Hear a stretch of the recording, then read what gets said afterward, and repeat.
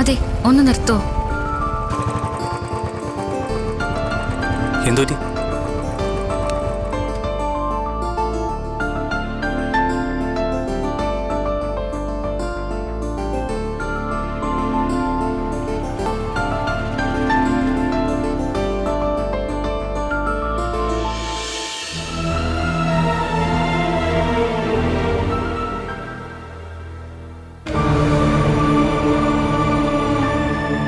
എന്തായത്?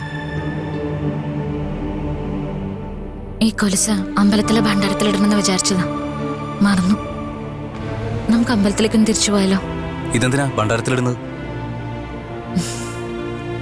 ഇത് അരവിന്ദേട്ടൻ എനിക്ക് കിട്ടാവുന്ന കൊലുസ. ഈ കൊലുസ് അരവിന്ദേട്ടൻ ഇട്ടെന്നപ്പോ എനിക്ക് എന്തെന്നില്ലാത്ത സന്തോഷായിരുന്നു. ഇപ്പൊ എന്നെ വേണ്ടെന്ന് വെച്ച് അരവിന്ദേട്ടൻ സന്തോഷത്തോടെ പോയില്ലേ?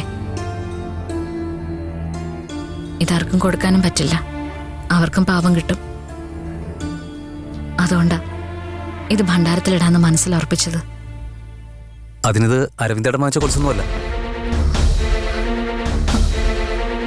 പിന്നെ ഇത് അനുവിന്റെ കൊലുസ.